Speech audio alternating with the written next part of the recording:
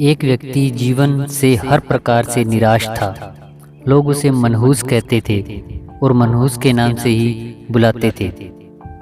एक ज्ञानी पंडित ने उसे बताया कि तेरा भाग्य फलां पर्वत पर सोया हुआ है, तू जाकर उसे जगा सकता है तो जगा ले, भाग्य तेरे साथ हो जाएगा। MSG वीडियोस चैनल में आपका स्वागत है। बस फिर क्या था, वह चल पड़ा और अपने सोया भाग्य जगाने के लिए निकल पड़ा।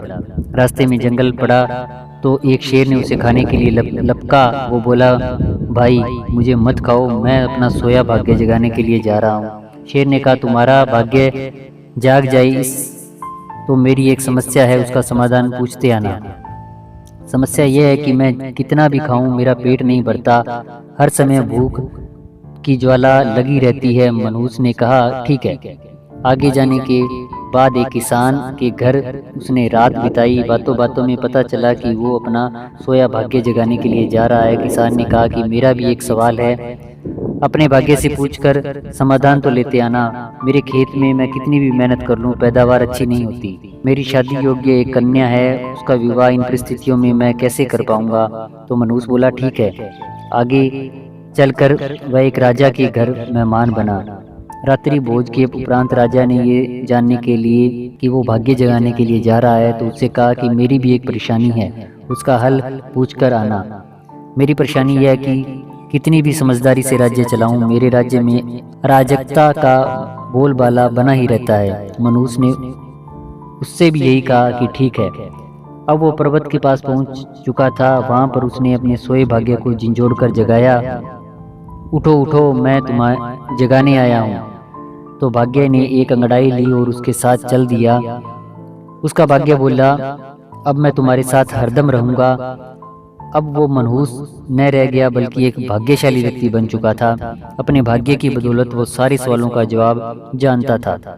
वापसी यात्रा में उसी राज्य का जो राजा था जिसका वह मेहमान बना था, राजा की परेशानी का हल बताते हुए वह बोला, क्योंकि तुम एक स्त्री हो और पुरुष वश में रहकर राज काज संभालती हो, इसलिए राज्य में अराजकता का बोलबाला है। तुम किसी योग्य पुरुष के साथ विवाह कर लो, दोनों मिलकर राज्य भार संभालोगे तो तुम्हारे राज्य में शांति स्थापित हो जाएगी। रानी बोली, तुम ही मुझसे विवाह कर लो और यहीं रह जाओ। भाग्यशाली बन चुका था वो मनहूस इनकार करते हुए बोला, नहीं नहीं, मेरा तो भाग्य जाग चुका है, तुम किसी और से विवाह कर लो। तब रानी ने अपने मंत्री से विवाह किया और सुखपूर्ण राज्य चलाने लगी। मेहमान बनने के बाद वह वहां से विदा ली। चलते चलते वो किसान के घर पहुंचा और उसके सवाल के जवाब में बताया कि तुम्हारे खेत में 7 कलश हीरे जवाहरात के गड़े पड़े हैं, उस खजाने को निकाल कर तुम्हारी जमीन उपजाऊ हो जाएगी। उस धन से तुम अपनी बेटी का विवाह भी धूमधाम से कर सकोगे। किसान ने अनुग्रहित होते हुए कहा कि मैं तुम्हारा शुक्रगुजार हूँ, तुम ही मेरी बेटी के साथ विवाह कर लो। पर भाग्यशाली बन चुका व्यक्ति बोला, नहीं नहीं, मेरा तो भाग्य उदय हो चुका, तुम कहीं और अपनी सुंदर कन्या का विवाह कर लो। किसान ने उचित वर देखकर अपनी कन्या का विवाह किया और सुखपूर्ण रहने लगा। कुछ दिन बाद किसान की मेहनबाजी भोगने के बाद वो जंगल में पहुंचा और शेर की से उसकी समस्या का समाधान स्वरूप कहा कि तुम किसी बड़े मूर्ख व्यक्ति को खा लोगे तो तुम्हारी जो पेट अग्नि है वो शांत हो जाएगी। शेर ने उसकी बड़ी आवभगत की और यात्रा का पूरा हाल जाना। सारी बात पता चलने के बाद शेर ने कहा कि भाग्य उदय होने के बाद इतने अच्छे और बड़े दो मौके गंवाने वाले ए इंसान, तुझसे बड़ा मूर्ख और कौन होगा। तुझे खाकर ही मेरी भूख शांत होगी। इस तरह वो इंसान शेर मृत्यु को प्राप्त हुआ।